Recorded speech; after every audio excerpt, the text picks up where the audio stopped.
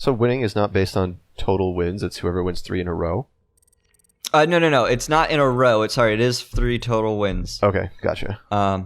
Yeah. So yes, you have to win 3 games in a row, and only then. And it's a game that never ends. I mean, it's an interesting strategy, but maybe it works out great. So anyway, this is Rainbow Six Siege. It was developed by Ubisoft. It is a competitive multiplayer shooter. It is similar to Counter-Strike. People have compared it to. It's a 5v5 game. Unlike Counter-Strike, where everyone is equal, you actually end up with these operators, as they're called, and they all have these special abilities. They're almost kind of like heroes or something in a MOBA, a little bit more toned down than, say, Overwatch. They're not that special, so we're going to go ahead and we're going to play as IQ, or IQD as we like to call her, and basically what she does is, so everyone has a gun, and you can choose your loadouts, once you choose your operator, and for the most part, I'm just going to be using a gun, and then she can look at and detect electronics through walls, and you'll see that in a sec. Immediately, this is going to be really confusing, because we're jumping straight into what is known as the drone phase. Yeah, I was going to say, is she like 6 inches tall? Yeah, so she is a absolutely tiny person. Her special ability is that she can fit in other operators' pockets. Now, this is so of course, like every good game, this is the drone phase, and basically, this is a map where we're playing on basically the president's airplane. It's been grounded, and the terrorists have a objective that we need to basically go in and secure. And it can be in one of several different places. And so what we do during the drone phase is we gather intel using our cute little drones. And I have another one, so I can go ahead and take one out, and I can throw another one, and then I can control it. And so you can use this as an attacker to kind of get intel without putting yourself at risk. I assume that while you're controlling the drone, though, I mean, if someone sneaks up behind you, you're pretty much dead, right? Correct. At this point in the game, if I go into this plane and I throw out a drone and somebody finds me from behind, I'm dead-zo. During the initial drone phase, though, you're not really spawned in the world quite yet. So you're perfectly safe, and your drones are just at risk of being caught and figured out. So everyone's kind of rushing up that way. I'm not going to do that. It seems like a little bit of a death trap. They definitely know we're coming that way. So I'm going to go ahead, and I'm going to flank around the back here. Cool. And it appears the way that they're putting numbers on the screen, you do not respawn in the middle of a round. You do not respawn in the middle of a round. It is now 4v3. We've lost one of our ops, and they've lost 2 of theirs. So I'm going to go ahead, and I'm going to jump back into my drone here, because, it looks like they actually ended up finding mine and killing it at some point. That's unfortunate. So I'm going to go ahead, and I'm going to flip out my special ability, which shows me that, okay, so there's a camera down there. I can see it through the walls. And over here, I've not seen anything. So there's nobody's booby-trapped one of these doors. Nobody has nobody's electrified any of these walls. There's lots of different gadgets and things. There's even a guy on the enemy team who can detect enemy heartbeats, and so he would also show up on my little electronics detector. And so I just took out a camera. Much like we have drones, defenders have cameras, and they can okay, so I didn't do anything that round, which is my favorite kind of round, because we still won. Give yourself some credit, man. You were there for moral support. Yeah. I'm sure my team hates the fact that I'm like so distracted talking about this that I'm not really doing a whole lot. A win's a win. So you're going to see the opposite side now, right? It always flip-flops. So we were an attacker, now we're defenders. Now the game's not symmetric. The operators I had at my disposal as a defender will be different from the operators I have at disposal as an attacker. So I can't play as IQ anymore. So instead what I'm going to do is I'm going to play as... Let's see here. Who is a pretty... So Valkyrie is, she's a Navy SEAL. And I'm going to be using her MPX, which is a type of SMG. Traditionally, the defenders have worse weapons than the attackers. They have SMGs, sometimes they'll have shotguns. For the most part, they don't really get rifles or kind of semi-auto marksman guns, which deal heavy damage and are very accurate. And probably the reason for that is, obviously it's a developer question, but probably the reason is because for the most part, attackers have it a little bit harder. They have to be putting themselves into harm's way. And what was that wall you just built? So, this is, right now the attackers are droning. And what we're doing is we are setting up our defenses for this barricade. So all of these walls can be shot through. Uh-huh. So I can shoot through this wall and see the enemy. But if I reinforce it, you can't. You can also breach a wall as an attacker. You can literally put a breaching charge and blow through a wall. But again, you can't if you reinforce it. There are a few operators whose special ability is to breach reinforced walls. Their names are Thermite and Habana, respectively. But, oh, okay, and so there's a sniper outside who's shooting me through the windows. That's not good. Okay, and the point here is to defend that room. The objective is the thing in a room. Correct, and there's different game modes. Right now, ours is just a simple defend one. If they get in here, they'll slowly start capturing the point. I see. And if they fully capture it, we lose. So we're going to barricade up that room so that they can't just waltz in. And then we're going to defend kind of the perimeter of the room and probably even put a few people inside the room itself. And so I'm totally letting down my team right now because I have not used my special ability, which is this, which lets me go ahead and throw that there. And I'll go ahead and throw one in here too. So these are special cameras, right? You saw me previously take out a camera. There's one right there. These are what let the defenders gain advantage on where the attackers are. We can cycle through these and kind of get an idea on where they are. Right now, it looks like no one's showing.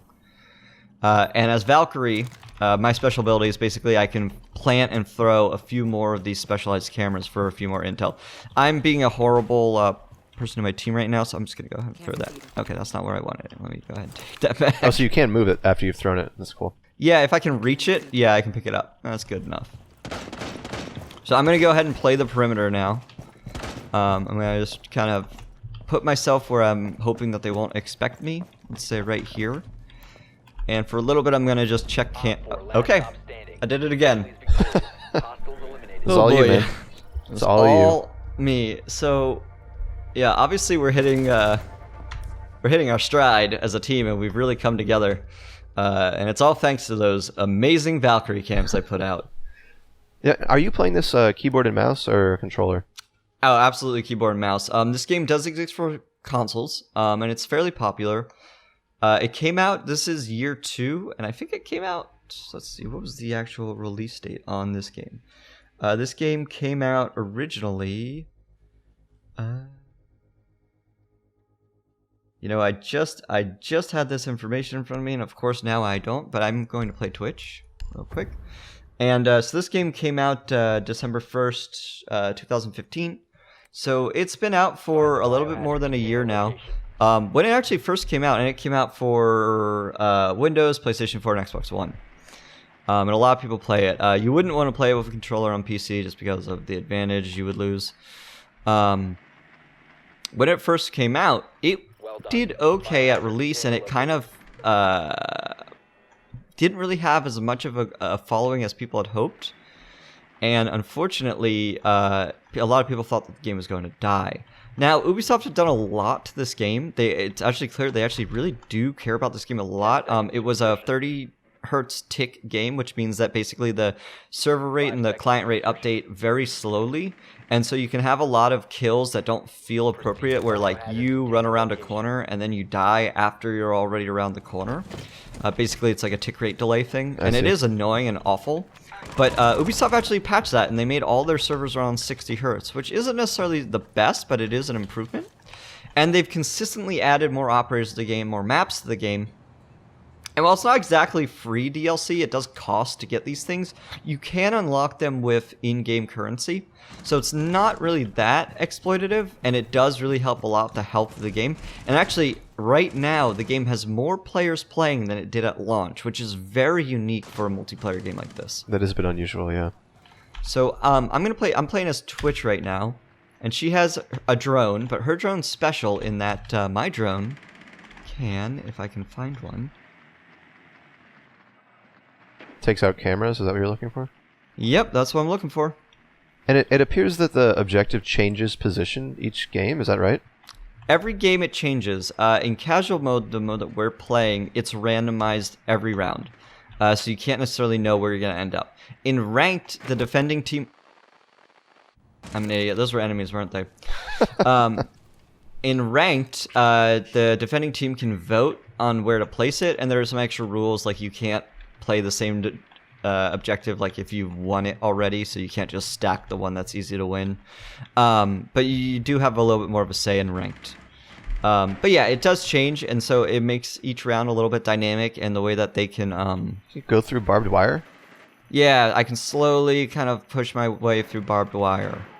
It definitely slows me down. I'm not seeing anyone in the objective. Okay, so there's a nitro cell, which is basically C4. Okay, so my teammate took it out. That's great. Oh, there's another one, so I'm going to take that one out. So I shot it with a taser. Here's another one, taking that one out. Can your team see the thing that you're seeing on your drone? So they can if they're dead. Otherwise, they cannot. Okay, so it does not work like a camera. Actually, it technically no, they can. They can if they scroll through all of the drone feeds. Okay, so I'm gonna shock these guys, and we won again. So we won that time because my team just camped the point, and their team wasn't defending it. So by the time those guys who we just saw right there responded, it was too late, and they capped, and the game ended. Gotcha. So they played a bit too aggressively and out of position, and they lost while still having men alive. So that's a group of handsome men and some ladies too. We won. We handedly won the game. I mean, no big surprise. Just kidding. It's a huge surprise. I didn't do a whole lot because again, I was kind of explaining a lot of things. We're gonna jump into another game immediately after this. You gain experience. There's levels. You gain renown. I gained 255 from one round of winning. To give you an idea, in this game, new operators can cost anywhere from 500 to 2,000 renown.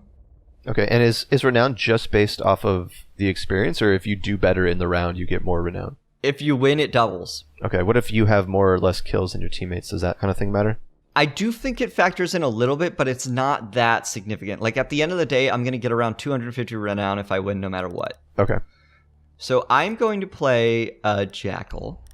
He's a brand new operator.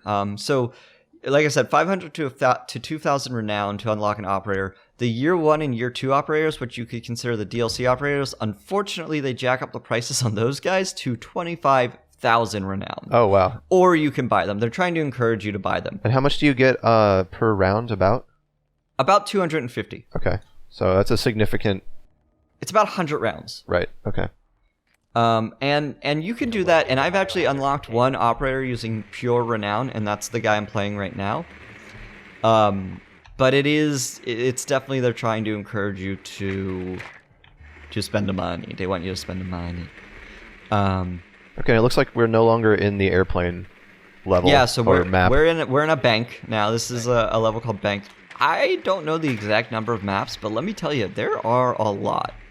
I want to say 10, but maybe that's a little bit more than there are. The other thing, too, is because of the nature of the maps and because there's effectively anywhere from 3 to 5 different places the objective can be, each map is kind of plays so considerably different that in a sense each map is almost like 3 maps in one, you know? Interesting. And you were saying you don't know how many maps there are, but have you at this point memorized all the maps? Is that something to be expected? So, this game is actually relatively not newbie friendly in the sense that ultimately it is a game where you point your gun and you shoot the enemy, right? And if you're a really good shot, you can still win games. You don't necessarily need to know much more than that. But if you want to work with your team, if you want to get kind of good at the game, you do need map knowledge. That is the one thing that is really, really difficult. And you can spot like that, like I just did on my screen by putting a little marker. And what is that? That indicates to your team that you're going there, or they should go there? Whatever you communicate with your team, they'll all see that marker, and you can say, "Hey, there's an enemy over there. Hey, you need to move there." Generally, it's used to spot out enemies in enemy positions. Because you can kind of see everyone through a wall, which helps with communication easily. Yeah, I've seen this a couple times actually, where the crosshairs are tilted. What does that mean? So you can lean in this game. Okay. And I can lean back and forth. So for instance, I can be here and I can peek out. Oh, okay, right? cool. And so it exposes you less. For the most part, you definitely want to do that because this game has fairly realistic recoil and spread when you fire, so the less you're exposing, the less likely someone is to hit you. Now, this game is a semi-realistic shooter. Body shots can take several shots to kill, especially if they have armor, but a headshot from any gun is almost always lethal. A small round pistol is going to kill from one shot to the head at range, just like anything else. Which is more realistic than a lot of other games I've seen. Yeah.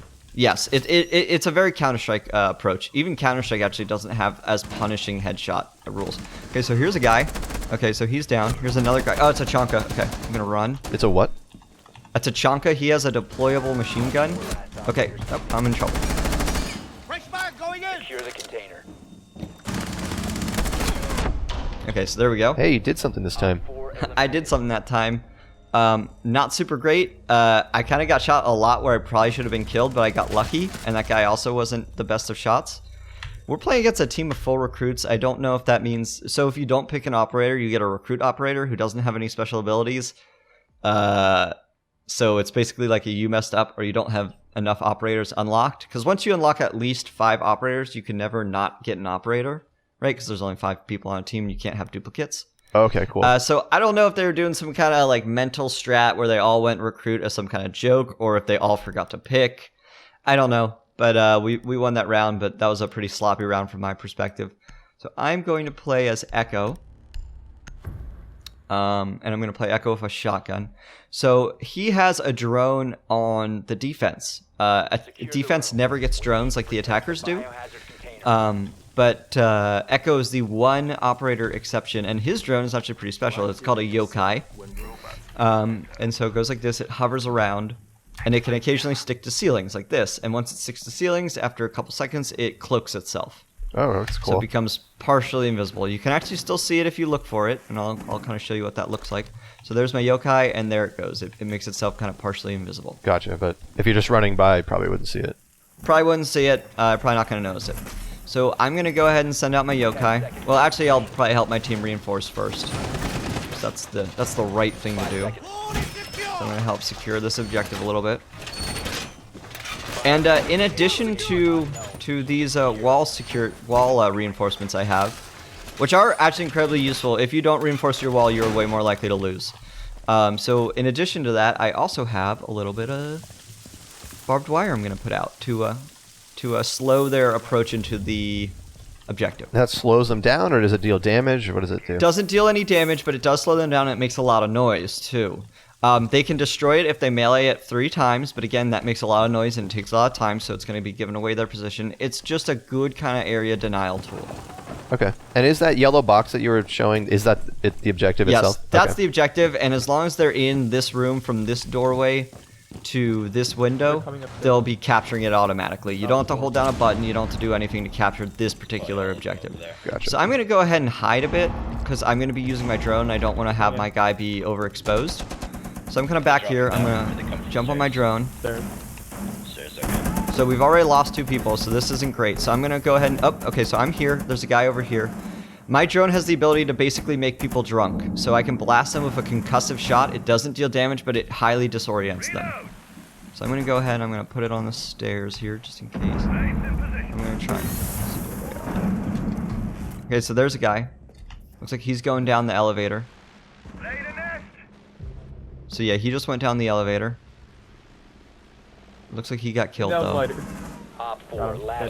Okay, so we're killing them all, which is pretty good for us. So one of my teammates who's defending is laying a nest. So there's oh, I jumped through a hatch. That's not what I want to do. I want to jump on the ceiling. So I'm on the ceiling. I'm gonna make this guy drunk. I missed. Let's try that again. And he's down because of my teammates. Okay. And so anybody that does not have a name hovering over them is an enemy, I assume? Yeah, I guess you could. Yeah, that's a pretty easy way to tell.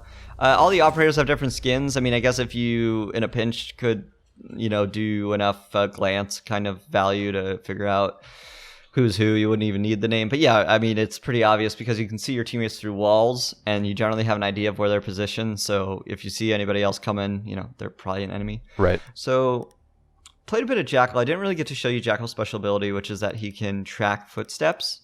Oh, interesting. And so if he sees enemy footsteps, he can like analyze them, and it'll show that enemy's current position. It's actually very strong. He's kind of in response to the idea that like as this game has matured and evolved, people have gone from just necessarily kind of sitting and playing the objective to on defense kind of spreading out and what's called roaming. Like being a roamer. And so the idea is that like the enemy knows where the objective is, so they're kind of going to be tunneled in on that objective, and they might not check their corners as they're moving towards that objective. So if you're on the periphery of the map, you can pick off attackers basically as they're entering the play space. Interesting. And so Jackal is kind of built as a direct response to the roamers, right? If you're running around all over the map, your footsteps are going to be everywhere, and then he can analyze them and know where you are. Gotcha. So Jackal kind of counters the roamers, and it's actually he's a really fun operator to play. I'm playing as Fuse now. He is the king of chaos, and he hates everyone. Basically, his whole ability is... Oh, what's happening? Yeah, what's going on in this chat? I'm just seeing re-typed over and over and over again. It's either a 4chan meme.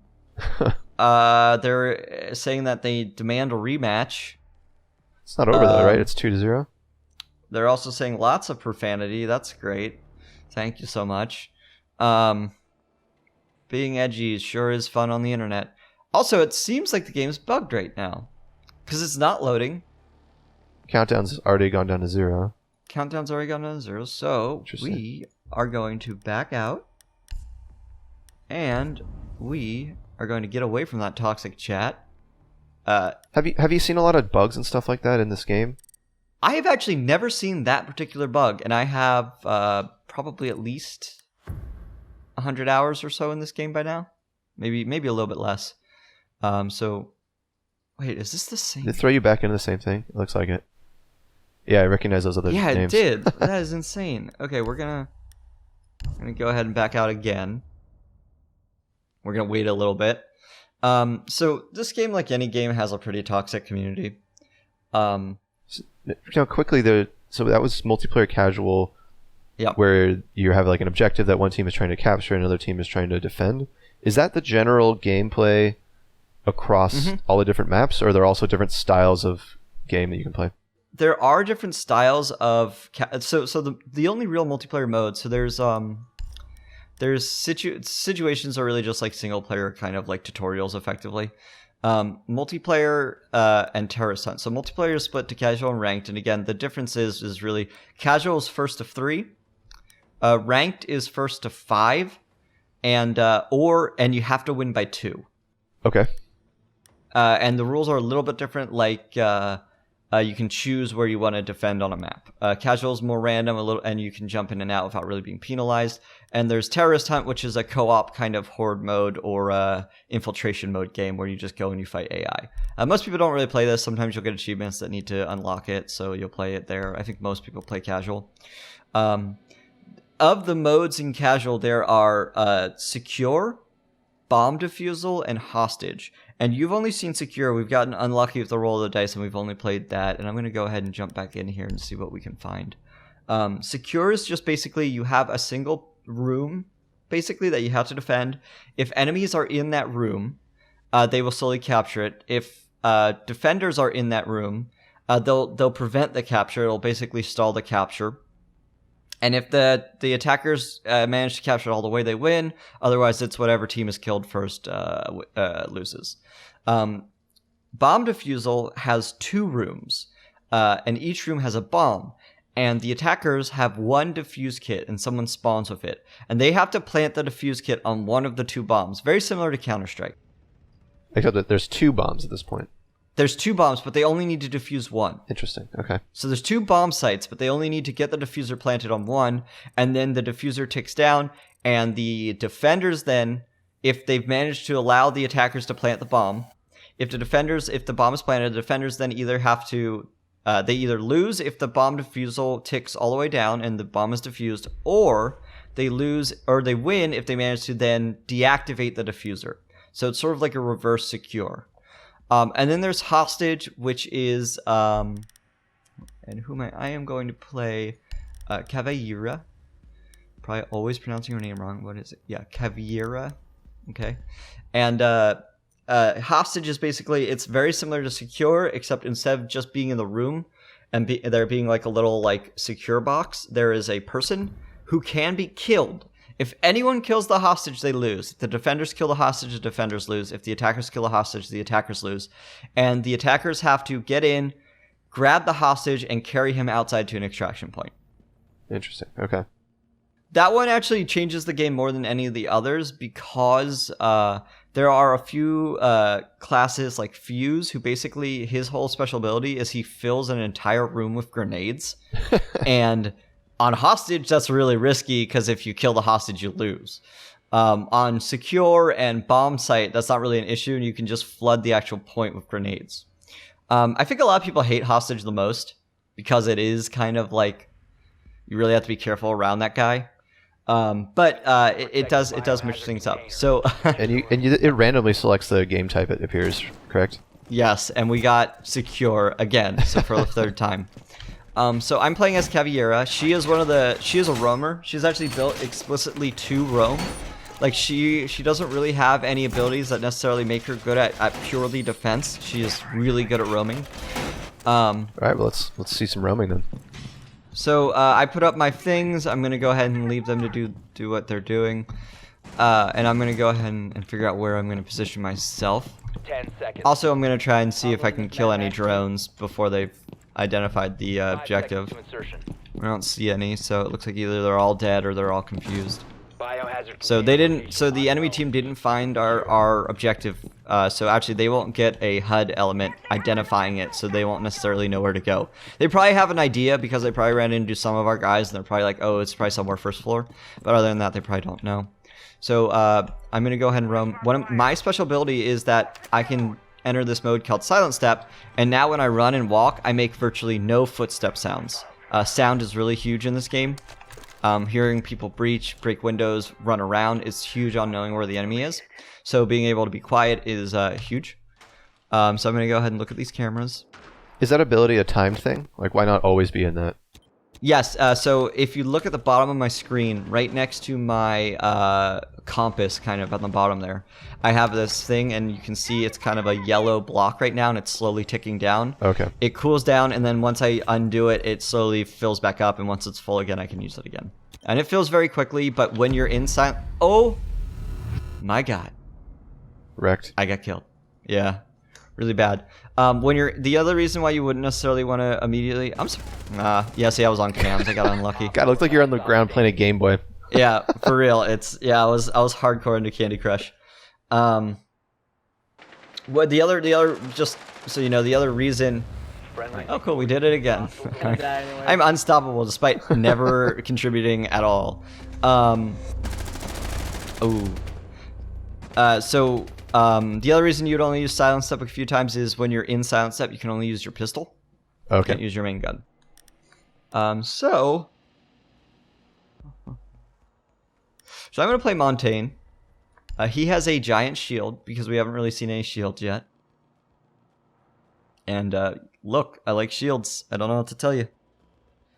But basically the idea is he has a big shield. That's his main ability. He doesn't have a primary gun. His primary gun effectively is his shield. And other operators can get shields too, but none can get shields like Montaigne's shield. It's a very powerful shield. So again, we're in the drone phase here. I am going to go ahead and look around. I do find it interesting that these little wheeled devices can go upstairs so easily. Go upstairs easily, can jump really high. It doesn't really make a lot of sense.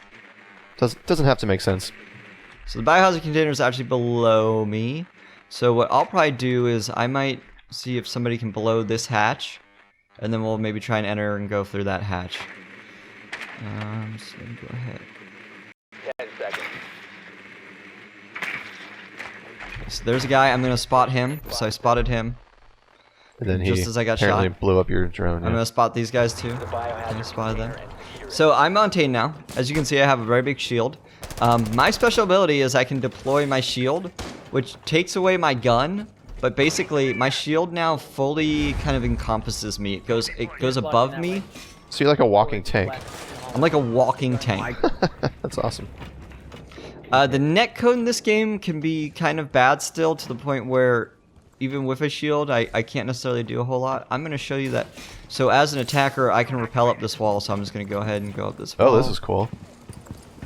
And I'm going to break in here, and I'm going to breach. Okay, and then I'm going to deploy my shield, and I'm going to start headed towards the objective here. Sounds like it's making a lot of noise. Oh yeah, I'm loud. I'm loud, but the thing is my shield is indestructible. Oh, really? So, wait, what's to stop you from just setting up camp and never moving again? Nothing, except for the fact that obviously it doesn't cover my back. So like, see, like that guy shot me. He's running away because he knows he can't really fight me necessarily. Oh, so it does not cover your back? It doesn't cover my back. So this guy doesn't really know what to do. So I'm gonna. Oh, and he did what was smart, and another buddy covered him while he ran away. And so I got shot in the back, basically. If you had deployed your shield, you would have been fine, right? It covers everything? No, even a deployed shield doesn't cover my back. It Oh, covers okay. a lot. It covers my entire front, a large portion of my side, almost my entire side. It even covers a portion of above me, but it does not cover my back. I see. Okay, that makes more sense. Yep. It would be awesome if you could be totally. And me and David have talked about this a lot. We would love a shield operator who has no gun, no weapon, and is just permanently surrounded, completely encased in a shield, and cannot be killed. He can't capture an objective. He can't even do anything, but he's just a completely invincible operator. That would definitely add another dynamic to this game. That is true. It would be terrible and awful, and we should never be game designers. It'd be cool if they let you have 2 shield guys and you guys walk around back to back. Yeah, I mean, you can have 2 shield guys, but the other shields don't have like a deploy mode. Oh, okay. Like Montaigne's does, so they just kind of cover your top torso. Your legs are exposed, your head's exposed, your sides are exposed. Careful of Jaeger outside. And the problem too is the netcode still really has a lot to be desired, unfortunately. And so you'll get a lot of deaths where it does not feel appropriate or fair. And on your screen, you were totally blocking the guy's bullets. And then in the kill cam, like somehow you were not turned appropriately, or you had not yet responded to the threat, and so he's seeing like your shoulder even though you had shielded up against him.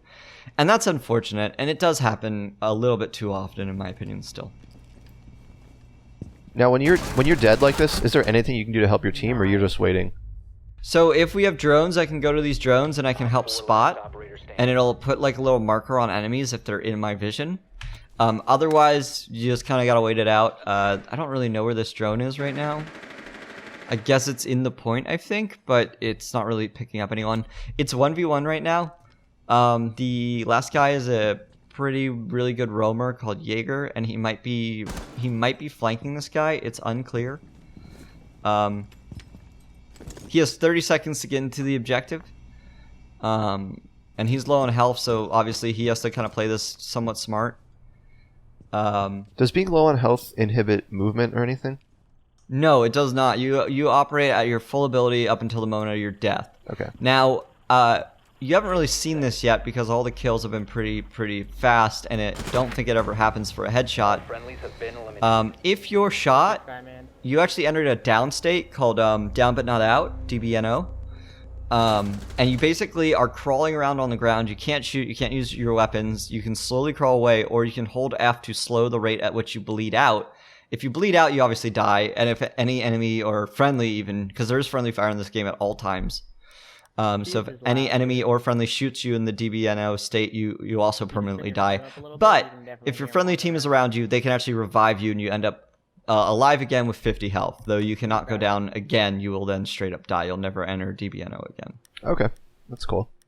So I'm gonna be Cavier again because I wanted to show you that her special ability is that one, I can run around silently, but the other is that if I get an enemy in the down but not out state, I can interrogate them, which I threaten them with a knife, and they tell me the positions of their entire team, and then I kill them. Oh, that's kind of brutal. Yeah. Like, torture doesn't really work. We know that, like objectively. So this game is really just teaching us bad lessons. A little bit, yeah. It's unfortunate. This game is basically saying that, you know, Abu Ghraib was a good thing and highly effective, or Abu Ghraib. I don't know how to pronounce it. Let's not get political. Basically, oh, okay. So here we go. We got. No, they're all getting away from me. Come back here. Yeah. Did you get both of them? Looks like there were 2. I got both of them. Oh, I got nice. 3 drones there, so they're gonna have a serious lack of intel, which is pretty huge. I also forgot to reinforce walls, so I'm gonna go ahead and do that. Whoops. And so once you've blown up a drone, they don't get another drone, right? Correct. Keep it secure. Not during the drone phase anyway. They do get 2 drones in that they start with one in the drone phase and they get another one on their operator. So right now they could throw out another drone if they wanted. How would you say this game differentiates itself from things like Counter-Strike and Call of Duty? Because the styles seem similar. So it differentiates itself from Call of Duty in that it is a lot more tactical than Call of Duty, right? Call of Duty is very kind of fly by the hip, kind of shoot, be gung-ho. Sure. But it's not really Call of Duty in that, like, there's no kill streaks, there's no really bombastic abilities and weapons. It is somewhat realistic. You know, my ability is like I step a little bit lighter, right? And like another operator's ability is like, oh, I can like, you know, throw out gas grenades. Like, it's not that crazy. Gotcha. It differentiates itself from Counter-Strike in that it is a lot more casual and also a lot sillier. So it is kind of this weird middle ground of Call of Duty and Counter-Strike. I like it a lot because I love Counter-Strike, and I've always loved Counter-Strike. And sorry, I'm gonna try and sneak up on somebody. So somebody came through this window.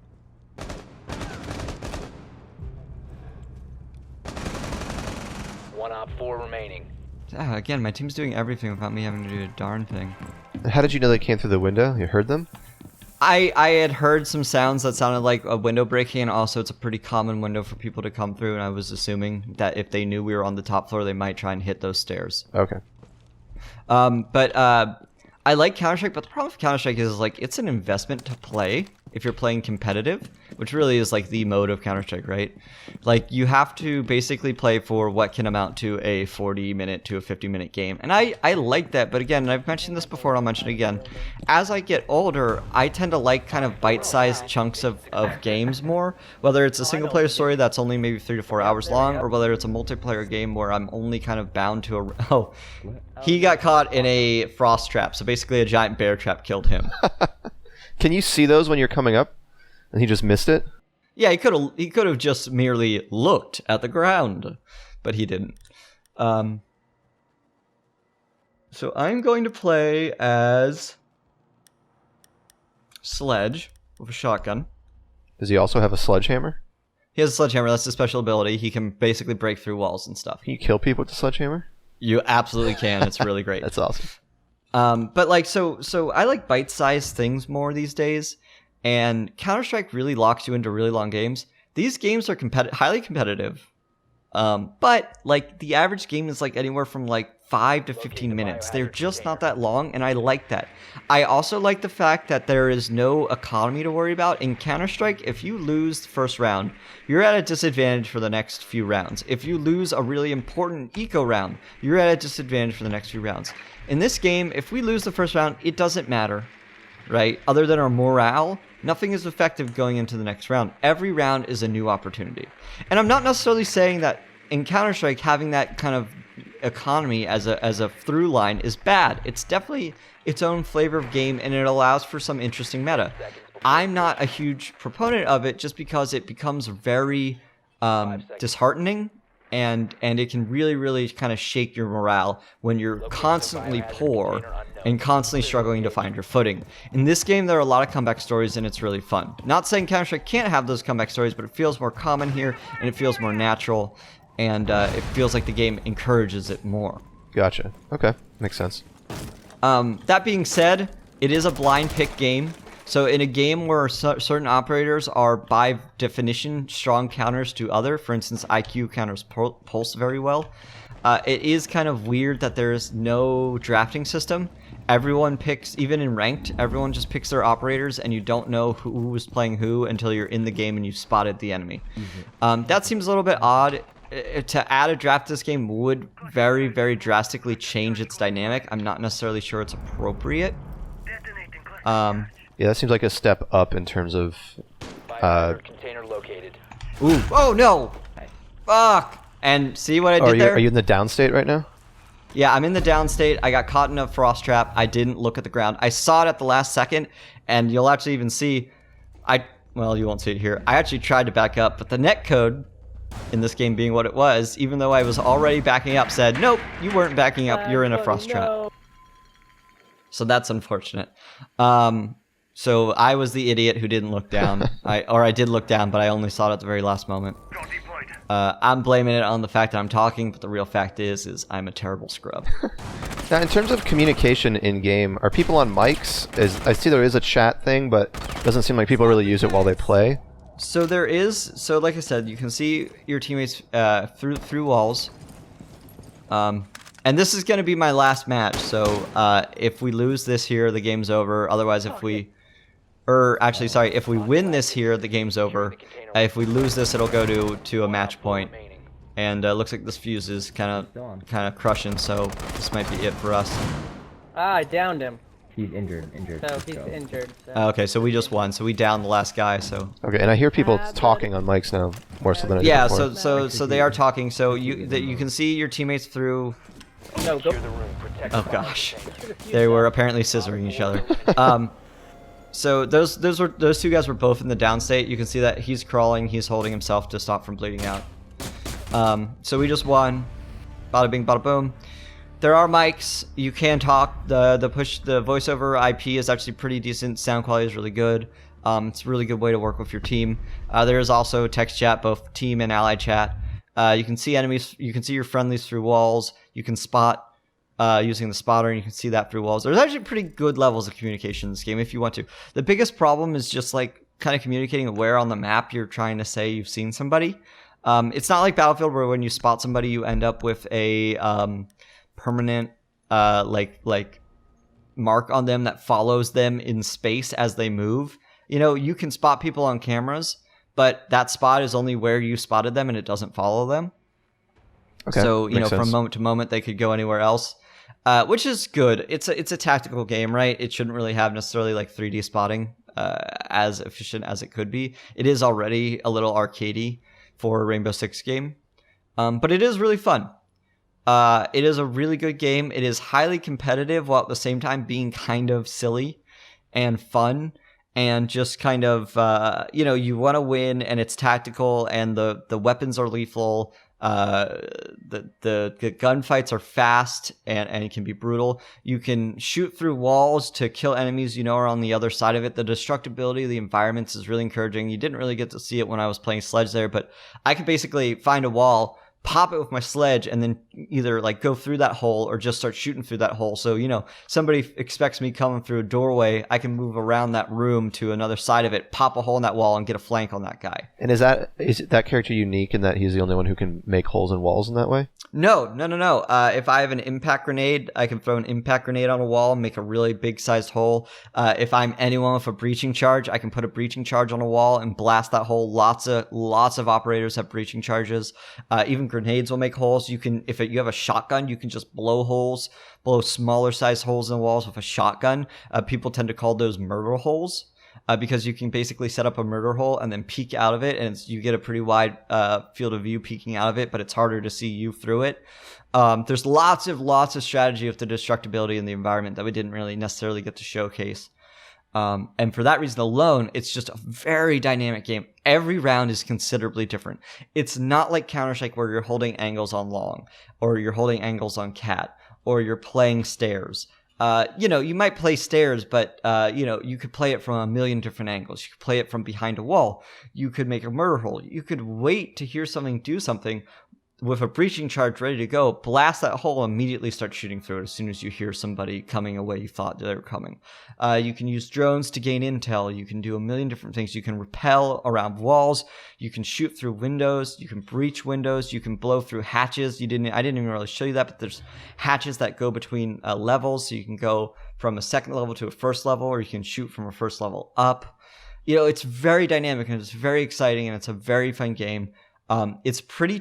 I think it's $40 for the full game. They do this weird thing where you can buy it for $15, and when you buy it for $15, you end up with a game that only gives you a handful of operators to start with, and then you can unlock every other operator using renown. But the weird thing is they buff every operator to cost 15,000 credits, and that's kind of unreasonable. So I've unlocked a ton of operators, but here's all the operators I have. About half of these are the default standard operators that came when the game launched, and they unlock for a range from 500 to 2,000 renown, which is not a lot. Bumping that up to 15,000 renown for every single operator makes the grind really, really frustrating and just unnecessary and not good. Unfortunately, the starter edition I don't think is a good value. It is a lot cheaper. You can pick it up for $15. You can find it on certain CD key websites for even cheaper, though obviously that's gray market. Buyer beware. Don't necessarily support such institutions. But you end up basically with such a limited pool of operators, and it will take you so much longer to unlock those operators that unless you know you're going to be playing this game for hours and hours every day for the next few months, it's not worth it to get the starter edition if you want a wide selection of operators. If you pick it up for $30 and it occasionally goes on sale, and again, you can find it in other places for cheaper, I'm sure, there'll probably be more sales. I think it's totally worth it. You know, the base game comes with everything. You can effectively unlock everything with the base game if you're just willing to put in the time to unlock the renown. I ended up buying the DLC for the year 1 operators, which includes, you know, operators like Buck, Blackbeard, Capitao, Habana, not Jackal, he's a year 2, and a few others. And you can go to the shop here and you can see that they definitely have a model here that basically encourages people to spend money. They sell cosmetics, but again, the thing with cosmetics too is, the one thing to their credit is where games like Dota or something has a totally free-to-play model, but you have to spend money on cosmetics. Even the cosmetics in this game, you can unlock with renown. Again, they're not cheap. You know, 25,000 renown just to unlock this crossfade skin, but you can do it, or you can spend 600 Rainbow Six points, which are obviously the pay to earn currency. You have to buy that currency with money. You can do it. How much does that currency translate to in dollars? Like, how much is this gun skin? I should just be able to show you that. So if I go to currency packs, I can buy 600 for $5, and obviously you get discounts if you buy in bulk. Yeah. Okay. So 1 credit is a little bit more than 1 cent. Or a little bit less than 1 cent, yeah. And so basically I could buy a skin for $5. It's a lot, I'm not going to lie. But again, I always support the model of free content and cosmetics cost, because cosmetics don't change gameplay. They're just for playing dress up. And if you can't really purchase an advantage, I think that's always fine and good from a fair perspective, from kind of a just and balanced perspective, from a competitive game. You can buy operators, you can gain a little bit of an advantage there, but there's not really enough. You know, certain operators have certain advantages, but again, it's blind pick. You can do just as well with really any operators, any of the new ones. They're just kind of more interesting or fun, or they add a new thing that hasn't been there yet. You know, like I said, Jackal can scan, and he's kind of a counter to roamers, but you can do fine with, you know, killing roamers with other classes too. Playing a shield bro counters a roamer pretty well too. You know, playing a breacher class counters a roamer pretty well if they're not expecting you to come from a certain angle. So you don't necessarily need the operators to do well. I don't love the fact that they're kind of definitely trying to push for you to spend more money to do that, but obviously they need to recoup their development cost, and they are really putting a lot of development in this game. A lot of new maps have come out. A lot of new operators have come out. They're still continually rolling out new operators. We're in the beginning of what they're calling Year 2, which is basically Season 2. They reset their ranking system, and they're slowly releasing out new operators. The new ones are Jackal and a new one called Mira, who I don't have yet. And they're really creative operators. I'm really curious to see what they do next. They skirt the line of being really fun to use, but not being like overpowered and ridiculous like an Overwatch character, because that wouldn't fit with the theme of this game. But it's definitely a cool game. You know, I think it's really fun. It has tickled an itch I haven't had itch since Counter-Strike, and I totally fizzled out on Counter-Strike after having put hundreds of hours into that game. It's just a lot of fun. You can have rounds that are really great. The highs are high. The lows are a little low, but again, they're so short, it's not as crushing as a 45-minute Counter-Strike game or like a 50-minute Dota game. So it's just a lot of fun to kind of pick yourself up. When a round ends, you go back into queue, and you'll typically find a whole new team. So it's a whole new game, whole new possibilities. I definitely recommend it. Cool. Sounds fun. Yep. So anyway, Rainbow Six Siege, it's out now. It's been out for a couple of years. We're on Year 2 now. Developed by Ubisoft. You can buy it for $30. I believe. Let me actually double check. I'm not misspeaking on that price because I got it on sale, and I might be thinking of the sale price. So let me just go ahead and just double check real fast. So you can buy it right now. Yes, Steam, I am over 21. Okay, sorry, it's actually not $30. It is $40. You can buy the year 2 or the complete edition for $100. Don't do that. That's probably too much. You can buy the year 2 edition for $80, or you could buy the starter edition for $15. Again, I would probably stray away from the $15 starter edition unless you know you're going to be putting a lot of time into it. It's a great game, guys. Thanks for listening to this. Steve, thanks for being my co-pilot, man. Absolutely. Enjoyed it. All right. Take care.